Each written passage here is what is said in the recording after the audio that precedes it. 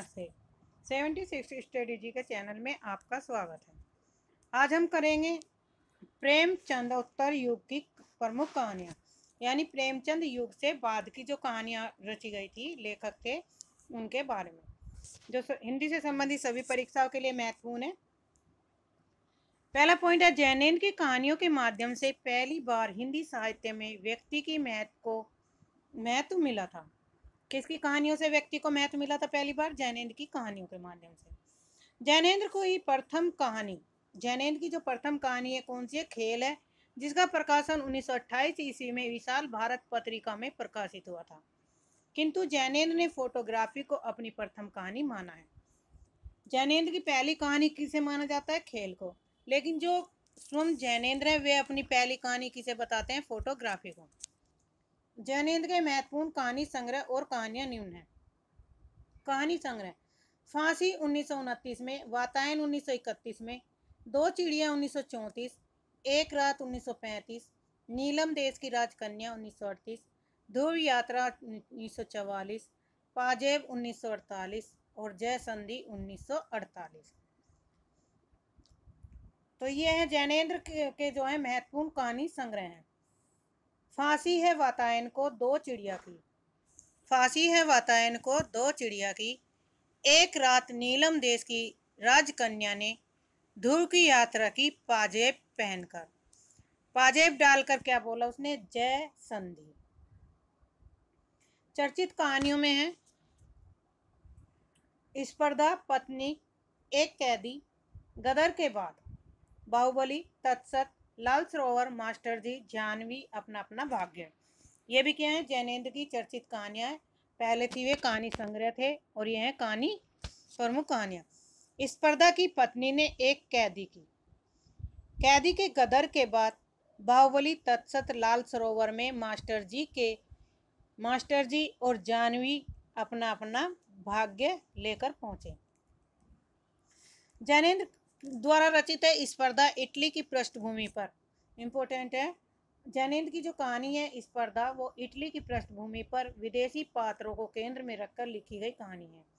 अन्य महत्वपूर्ण कहानीकार और उनके संग्रह: जो यशपाल की कहानी है, कहानी संग्रह पिंजरे की उड़ान 1939, दूसरी कहानी है ज्ञानदान 1943, अभिशप्त 1943, तर्क का तूफान 1944, भस्माव्रत चिंगारी 1946, वो दुनिया 1948, फूलों का कुर्ता 1949, धर्म युद्ध 1950, उत्तराधिकारी 1951, चित्र का शीर्षक 1951, उत्मी की माँ 1955, तुमने क्यों कहा था मैं सुंदर हूँ 1954, सच बोलने की भूल 1962, खच्चर और आदमी 1965, भूख के 3 दिन 1968।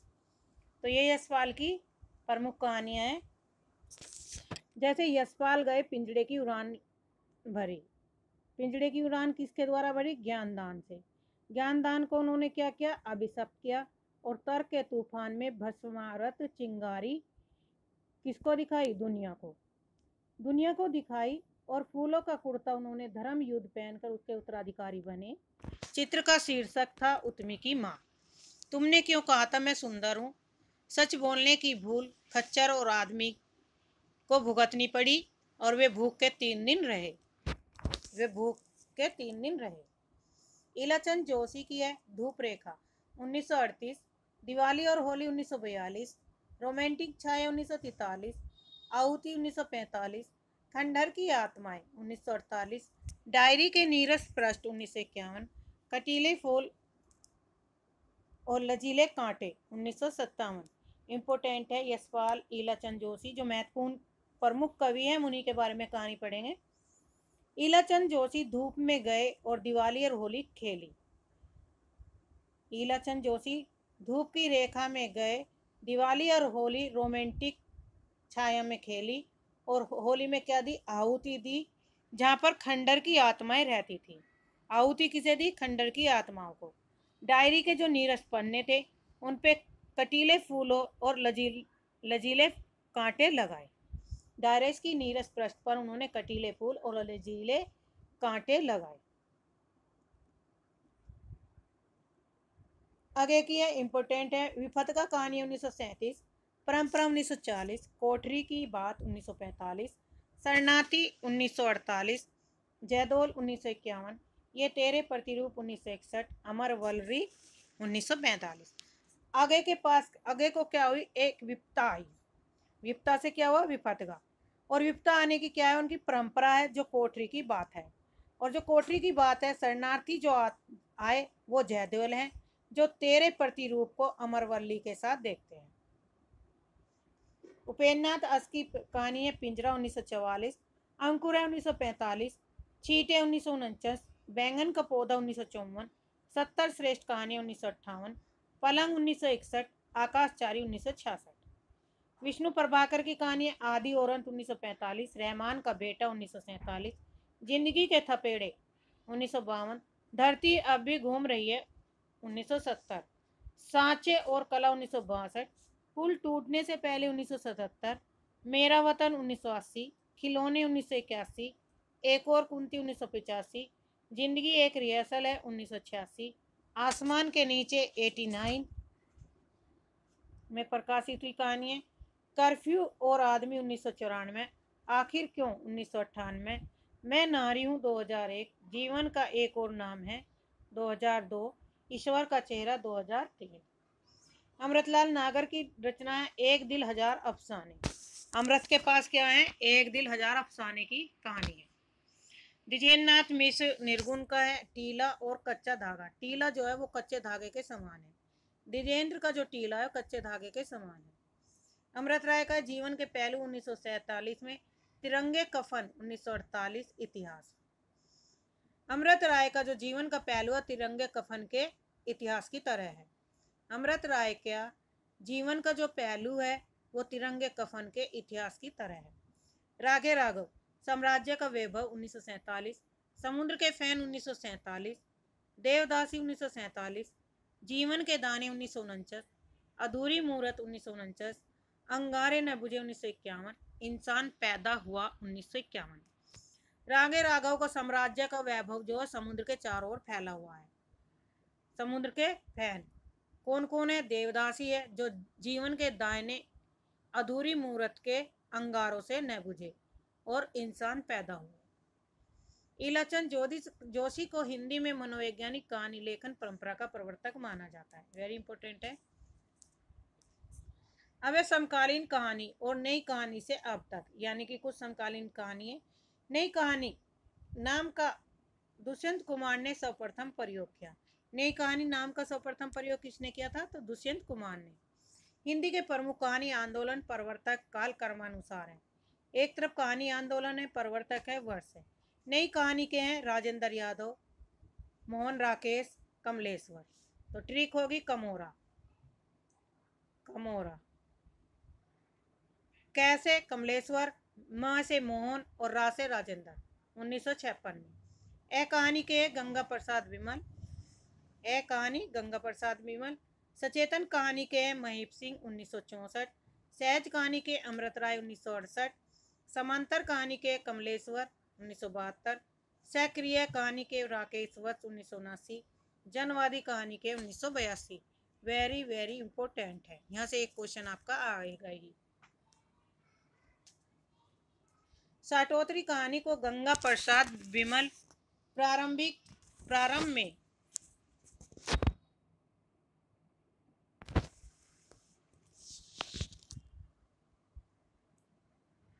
समकालीन कहानी के नाम से पुकारा, किंतु शीघ्र ही ए कहानी की व्याख्या करना आरंभ कर दिया। गंगा प्रसाद विमल ने लिखा है कि ए कहानी किसी तरह के मूल्य की रक्षा करती हुई या आग्रह रखती हुई नहीं चलती। उसके लिए पुराने मूल्यों को टूटना कोई महत्वपूर्ण बात नहीं। 1960 के दशक की बात की कहानी मानव विश्वास की आदर्श कहानी नहीं है, अपितु वे मनुष्य मस्तिष्क के भीषण संकटबोध की यथार्थ प्रतीति की कहानी है, जो मानव पीड़न को इसलिए व्यक्त नहीं करती कि वह कोई प्रदर्शनीय प्रसंग है, अपितु वह यथार्थ का भोग है।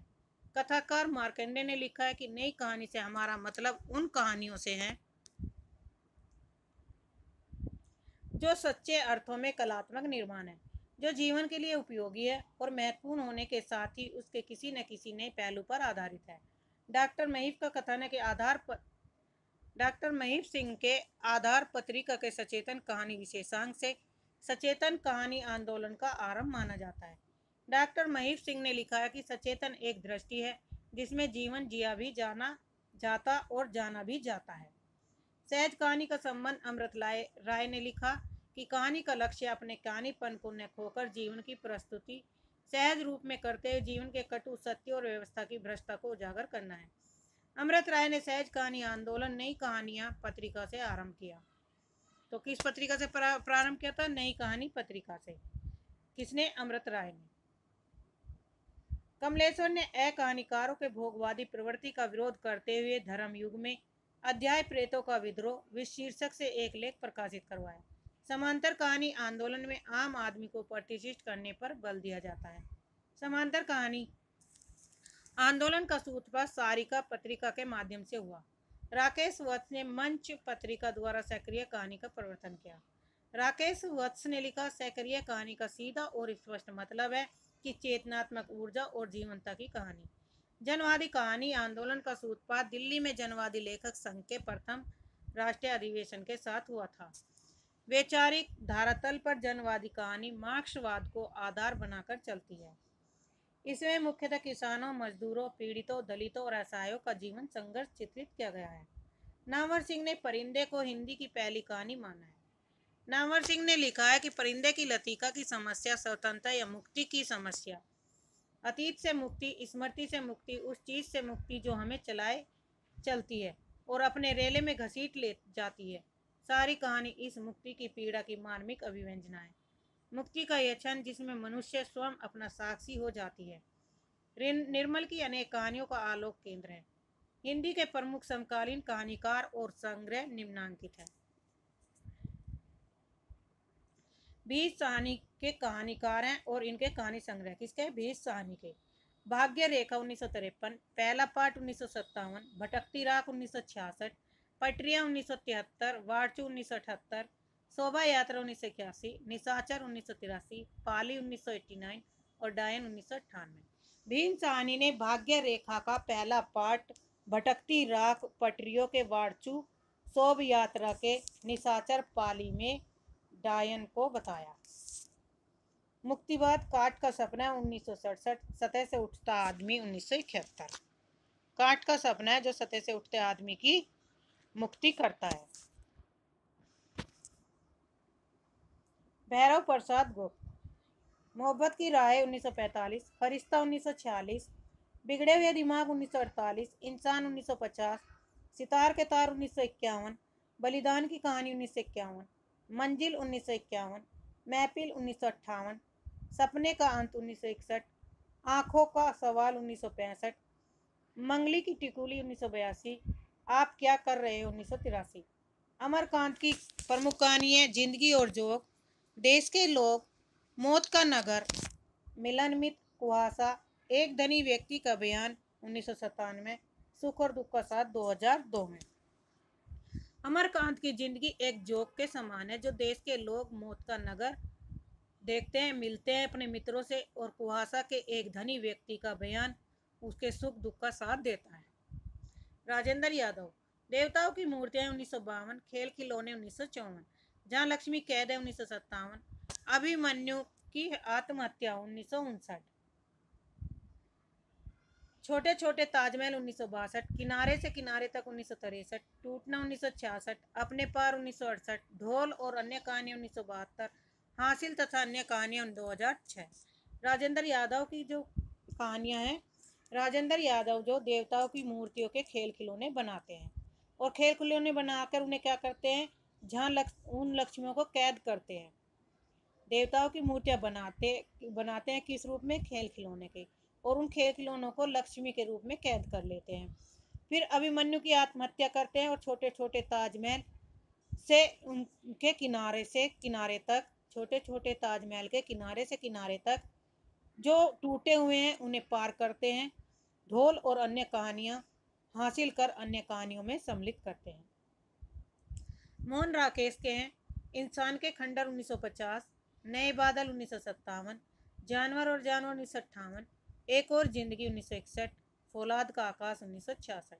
मोहन राकेश ने इंसान के खंडरों को नए बादल में, जानवर और जानवर की एक जिंदगी फौलाद के आकाश में देखी है। कमलेश्वर, राजा निर्वंश 1957, कस्बे का आदमी 1958, खोई हुई दिशाएं 1963, मास का दरिया 1966, बयान 1973, आज़ादी मुबारक हो 2002। राजा निर्वंशिया कहते हैं कस्बे के आदमी से कि उसकी खोई हुई दिशाएं जो मास का दरिया है वो उसके बयान से उसे आज़ादी मिल गई। किसको? कमलेश्वर को। धर्मवीर भारती, धर्मवीर भारती मुर्दों का गांव 1946, स्वर्ग और पृथ्वी 1949, चांद और टूटे हुए लोग 1955, बंद गली का आखिरी मकान 1970। धर्मवीर भारती का गांव कैसा है? मुर्दों का गांव है। वहां पर स्वर्ग और पृथ्वी में कैसे लोग रहते हैं? चांद और टूटे हुए लोग रहते हैं। धर्मवीर भारती का मुर्दों का गांव है, उसमें स्वर्ग और पृथ्वी के जो लोग हैं वे चांद पर टूटे हुए लोगों की तरह रहते हैं। और कहाँ पर रहते हैं? जहाँ उनका बंद गली का एक आखिरी मकान है, उसमें रहते हैं। लक्ष्मी नारायण लाल, सूने आंगन रस बरसे 1960, नए स्वर नई रेखा 1962, एक बूंद जल 1964, एक और कहानी 1964, डाकू आए थे 1974। निर्मल वर्मा की कहानी है जलती झाड़ी 1965, पिछली गर्मियों में 1968, बीच बैस में 1973, कौवे और काला पानी 1983, सूखा तथा अन्य कहानियां 1995, परिंदे 1960। निर्मल वर्मा कहते हैं जो पिछली जो गर्मी पड़ी उसमें झाड़ियां क्या हो गई? जल गई। पिछली गर्मियों में सारी झाड़ियां जल गई।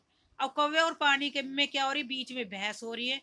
किसके कारण? कि सूखा पड़ गया और सूखे के कारण क्या हुए? परिंदे वहां से चले गए। फनीश्वर नाथ रैनू, ठुमरी 1959, आदिम रात्रि की महक 1967, अग्निखोर 1973, एक श्रावणी दोपहर की धूप 1984, अच्छे आदमी 1986। फनीश्वर नाथ ने ठुमके लगाए आदिम की रात्रि में फनीश्वर नाथ ने ठुमके लगाए आदिम की रात्रि में। अग्निखोर ने एक श्रावणी दोपहर की धूप में उसे अच्छे आदमी से मिलवाया। अग्निखोर ने एक श्रावणी दोपहर की धूप में उसे एक अच्छे आदमी से मिलवाया। किसे? फनीश्वर नाथ रैनू को। साथ में लेखक का नाम भी जोड़ लो तो ताकि याद हो जाए कि हाँ ये कहानियां इनकी है। नेक्स्ट है मार्कंडे, इंपोर्टेंट है। पान का फूल 1954, पत्थर और परछाइयां 1956, मव्वे का पेड़ 1957, हंसा जाई अकेला 1957, भूदान 58, माही 1962, बीच के लोग 1975। मार्कंडे के पास क्या है? एक पान का फूल है और उस पान के फूल पर वे पत्थर पे परछाई देखते हैं। वो परछाई किसकी है? मव्वे के पेड़ की है। उस मव्वे के पेड़ को कौन देखता है? हंसा जाई अकेला मिलता है जो भूदान के माही बीच लोगों में है। रघुवीर साई का है रास्ता इधर से है 1972, जो आदमी हम बना रहे हैं प्रमुख कहानी है 1982 में। अब है गंगा प्रसाद विमल, विध्वंस 1965, शहर में 1966, बीच की दरार 1968, अतीत में कुछ 1972, कोई शुरुआत 1973, खोई हुई ठाठी 1975। गंगा प्रसाद के बीच में क्या हुई? एक दरार पड़ी। दरार पड़ने से क्या हुआ? उसका शहर में विध्वंस, उसके शहर का विध्वंस हो गया। अतीत में कुछ, कोई ऐसी शुरुआत की जिससे उसे खोई हुई ठाठी प्राप्त हुई। रमेश बख्शी, एक अमूर्त तकलीफ 1968, तलघर 1969, सजा 1970। रविंद्र कालिया की है 9 साल की छोटी पत्नी 1969, काला रजिस्टर 1972, गरीबी हटाओ 1976, चकैया नीम 1979। रविंद्र कालिया की क्या है? 9 साल की पत्नी है, उसके पास एक काला रजिस्टर है जिसमें वह गरीबी हटाओ चकैया नीम से संबंधित नाम है। शैलेश मटियानी, दो दुखों का एक सुख 1961, सुहागिनी और तथा अन्य कहानी 1966, हारा हुआ 1970, तीसरा सुख 1972, महाभोज 1975, चील 1976। रामदास मिश्र की है प्रमुख कहानी खाली घर 1969, एक वह 1974, दिनचर्या 1979, सर्पदंश 1982, बसंत का दिन 1982, अपने लिए 1992, आज का दिन भी 1996, एक कहानी लगातार 1997, फिर कब आएंगे 1998, विदूषक 2002।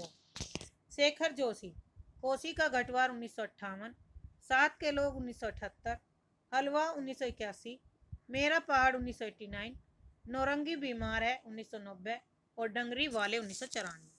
शेखर जोशी कहाँ गए? कोसी के घटवार गए। किन को लेके? साथ में लोगों को। शेखर जोशी कोसी के घटवार गए साथ में लोगों को लेकर। हलवा रहते हैं मेरे पहाड़ पर और वहां पे नौरंगी जो है वो बीमार है डंगरी वाले के यहाँ। ज्ञान रंजन, फैंस के इधर उधर 1968, यात्रा 1971, क्षणजीवी 1977, सपना नहीं 1977। ज्ञान रंजन के जो फैंस है इधर उधर यात्रा करते हुए फिर रहे और वे एक क्षण में ही सपने में सपना नहीं आता, उनका एक क्षण में ही सपना खत्म हो जाता है। काशीनाथ, लोग बिस्तरों में 1968, सुबह का डर 1975, आदमी नामा 1978, नई तारीख 1979, कल की फटे हाल कहानियां 1980, सदी का सबसे बड़ा आदमी 1986। जगदीश चतुर्वेदी की प्रमुख कहानियां नियंग 1973, अंधेरे का आदमी 1980, चर्चित कहानियां 1981, विवर्त 1981। दूधनाथ सिंह, सपाट चेहरे वाला आदमी 1967, सुखांत 1971, पहला कदम 1976, माई का शोक गीत 1992, नमो अंधकार 1998, धर्म क्षेत्र कुरुक्षेत्र 2002, निष्कासन 2002। इम्पोर्टेंट है। दूधनाथ का चेहरा क्या है? सपाट वाला आदमी है। उसका चेहरा कैसा है? सपाट वाला आदमी है और वह हमेशा कहता है सुख में पहला कदम उठाता है और माई के शोक के गीत गाता है, नमो अंधकार करता है, धर्म क्षेत्र कुरुक्षेत्र उसका निष्कासन कर देता है। गिरिराज किशोर, चार मोती बेहब 1963, नीम के फूल 1964, पेपरवेट 1967, रिश्ता और अन्य कहानियां 1969, शहर दर शहर 1976, हम प्यार कर ले 1980, जगता रानी 1981, यह देख इसके 1990, आदरे की प्रेमिका 1995।